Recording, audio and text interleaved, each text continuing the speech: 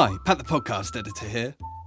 What would it take for you to want to come to work every single day?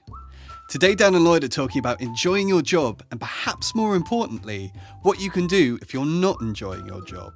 Trying even different hobbies and things to do in your spare time so that you can get experience of other areas of life that could then look into potentially eventually getting a job in that area. If you're into animals, volunteer at your local vets. Oh no, you can't do that, can you? Probably not. Animal charity thing? What are they called? Yeah.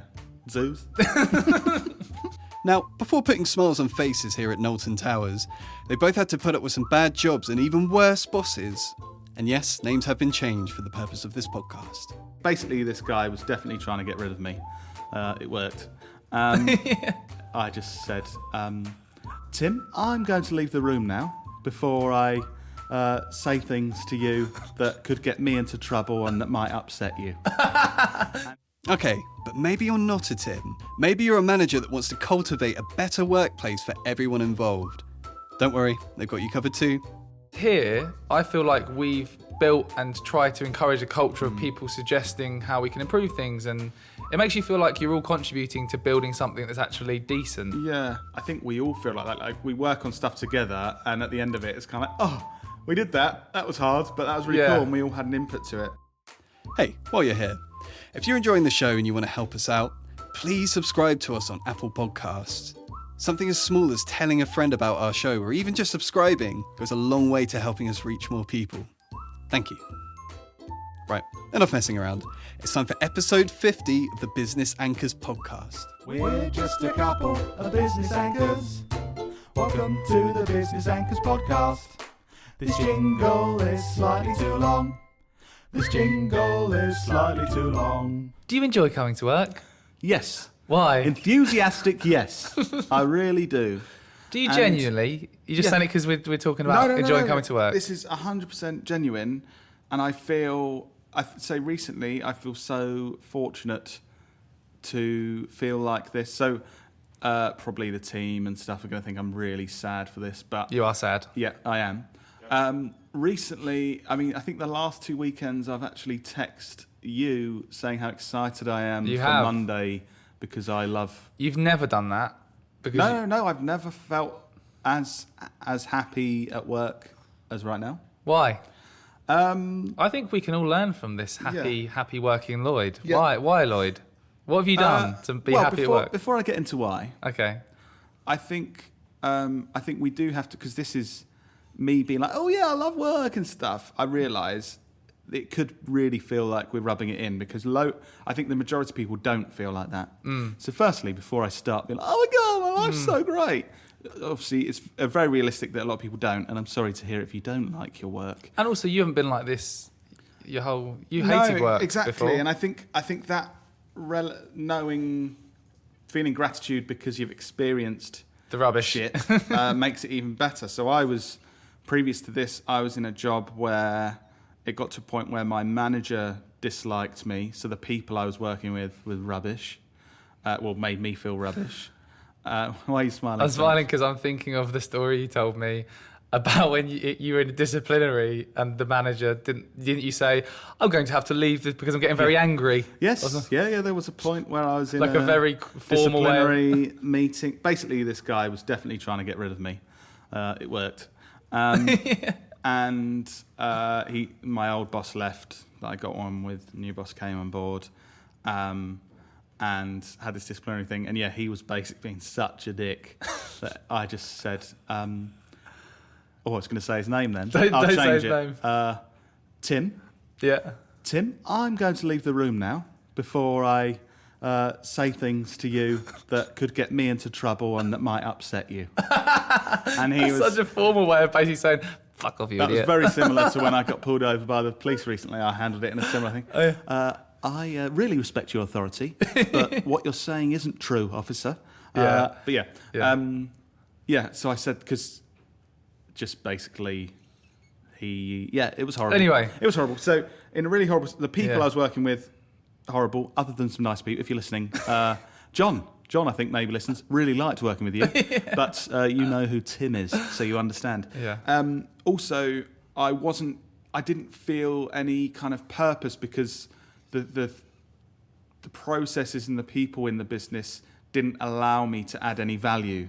So you're going to work, you're working hard and feel like it's for nothing. We spoke about this recently. This is a really important point, because I've worked at that place as well. And and what's different to us here is that place, there's no culture to improve things and do well and help grow the business. Whereas There's a big culture of doing the opposite. in doing the opposite.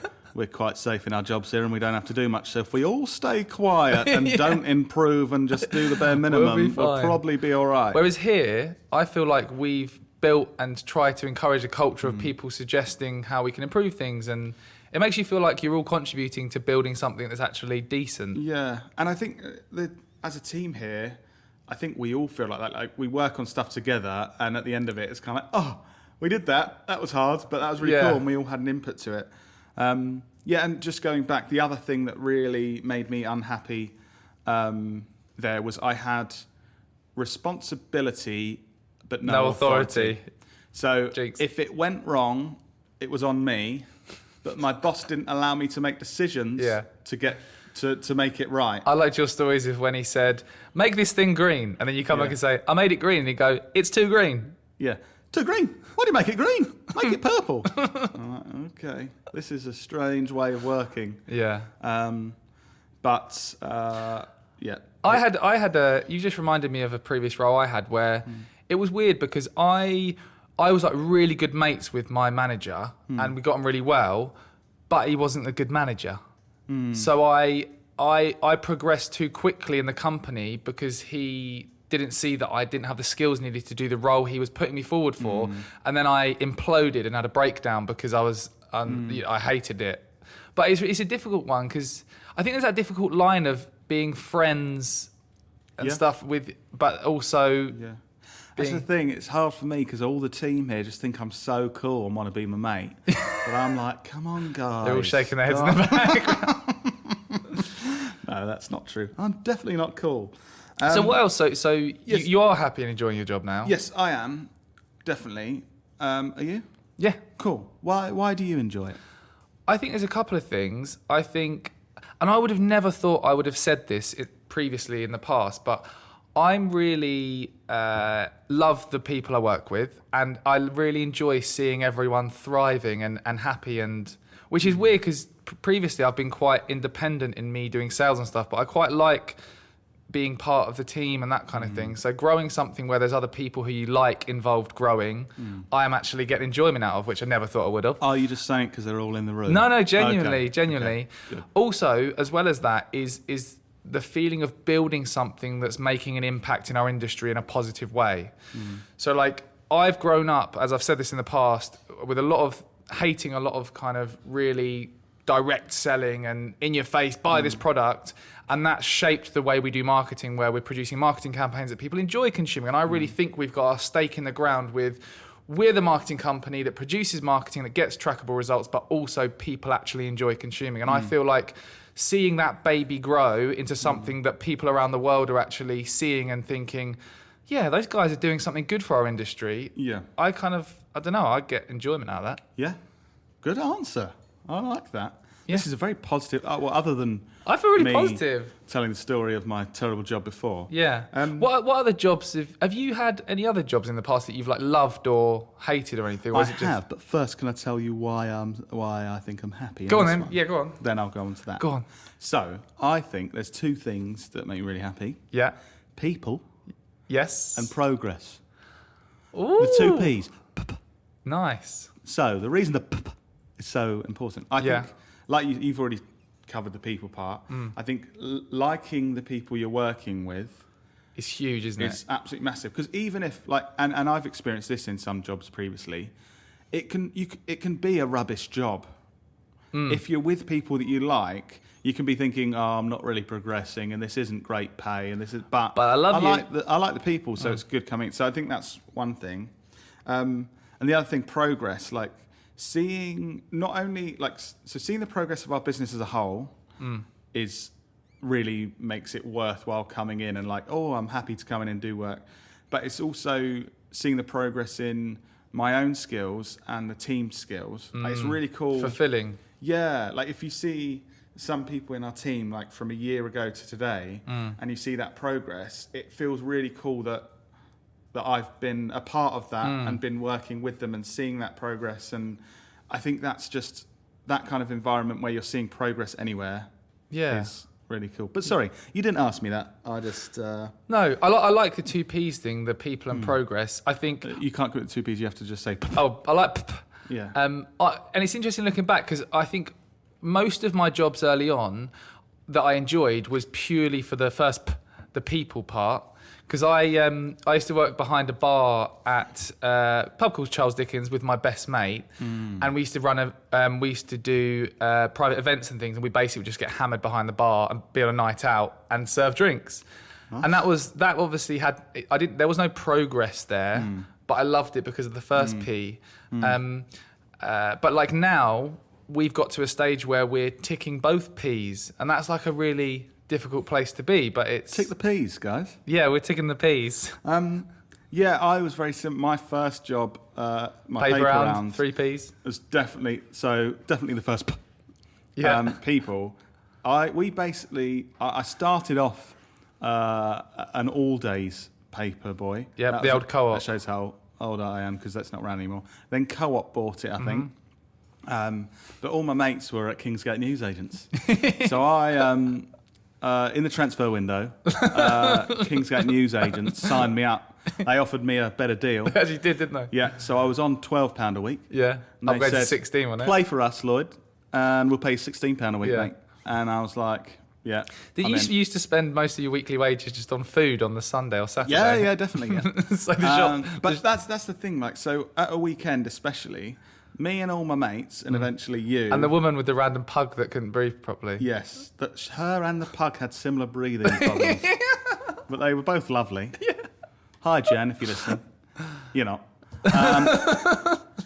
And yeah, that, like the people, I used to go in, be with all my mates, and we used to just buy food, spend all our wages and more in there, eat stuff, have a chat. I used to get a yazoo and poke a little hole in it and squirt it in my mouth. Do you remember? That was strange, yeah, every day. I have a chat until Jan would come in and go, Come on, boys. all the customers are calling and saying the papers are late. And we'd be like, yeah, all right, Jan, we'll do it in a minute. And that was just really good fun being around people that you like. Yeah. And yeah, the other things I've enjoyed being an activity leader. So, right, if anyone right now is at university or like turned 18 and not in work yet, or you have children that are that age, please, if they're going for like a summer job or anything like that, please make them apply to, I don't know if this will work in COVID times, but to language schools as activity leaders, because it's an entry-level job you don't need any qualifications for. And compared to all my other mates that were doing jobs as like behind a bar or waitress or cleaning and things like that, this is just the best job for someone that age ever. Yeah. You play sports or do activities with foreign students outside of the time they're having lessons. Then Take them on tours around the country. On tours around the country to cool places. That and you you just also go- basically have to make sure they stay alive. And you don't have much responsibility other than that. Quite a big responsibility. But. Yes, yeah. But there's usually a group of you to share that responsibility. And it's a really social job, and it's really good for learning skills. Like you have to read a little thing. Oh, we're in London. So London Building your confidence was built the first time in You don't remember any of the stats, do you? 67 AD by a man called Bryant. But, I don't remember any of it. It really helps you build your skills, and it's so enjoyable. Anyway, so make your children and stuff. I really enjoyed that. I think basically everyone we knew, we just worked there, didn't we? Because it was... Looking back as well, I feel like we did some dodgy stuff. Like... Careful, Lloyd. No, not that dodgy stuff. No. I remember we used to do a show on a Friday... like in the evening. Yeah, where the talent show. We'd be singing and dancing, and before we're basically like Butlins Redcoats or whatever they're called, but for a language school and much shitter. And there was like a backstage room, and I remember so I'd be in like a leotard because I'm doing the single ladies dance with 2 other guys. I did that with you. Oh, was that you? Yeah. Sorry, forgot it was you. Yeah. Have we always worked together on everything we've ever We did done? a paper round together. We did that job together. And it would did be this job together. So there'd be like children aged 11 to 17 out there, and we'd be there like, "You going on, Max? Yeah, just having a couple of shots of vodka." And we'd be in there just getting out, and then we'd come out, "Right, children," doing my dance. That was, I suppose, that's sort of, when you're 18, that's the sort of thing you do, isn't it? Hopefully, is that stuff? Yeah. But yeah. That was good fun. I've just been like, if you got children that age, do this job. Other people are more well behaved. But anyway, back to jobs. So in terms of, we keep going on about, oh, we love our job and everything. But if someone's listening to this and they're not happy in their job, because you've been there, you can talk from experience. What advice would you give them? If I'm like, oh, I'm working 9 to 5 doing this thing I hate, but I need the money. If I was saying that to you as your brother, what would you say to me? What would you actually say to me? So I think we shouldn't underestimate how fortunate position we are in. There are a lot of people working jobs, they have to earn the money and they feel like they don't have options. So I think firstly, we have to realise this is a huge challenge for people. Not everyone can be like, oh, I'm in a job and I love it and I enjoy it. But I think there are things that you can kind of do. I mean, we've recently hired someone that had no experience in this industry, but had been passion and making videos at weekends and stuff with friends, and he'd shown in his job that he wasn't enjoying as much in hospitality. He'd showed really good work ethic and progression in that. So I'd say you may be in something you don't like, but I think don't underestimate just working hard at it, and then in your own time, if you can, showing any kind of passion or motivation to learn in that area. I think that's a good thing. Yeah. Because that, in my experience with recruiting people, that's a good way to get noticed and get into something that you do like. I think trying different things as well, just trying even different hobbies and things to do in your spare time, so that you can get experience of other areas of life that you could then look into potentially eventually getting a job in that area. If you're into animals, volunteer at your local vets. Oh no, you can't do that, can you? Probably not. Animal charity thing, what are they called? Yeah, zoos. No, but we knew someone that was really into that, and they volunteered for years, and then they got a job. Yeah. So I think trying lots of different things. Shout out to Adam. Trying lots of different things. Also, there's a really good book that you should read called Who Moved My Cheese that Dad's told us about. And it's all about change, because I think a lot of people in jobs that they hate are scared of the unknown and scared of changing. And that book, it's actually a story, a short story about mice in a maze.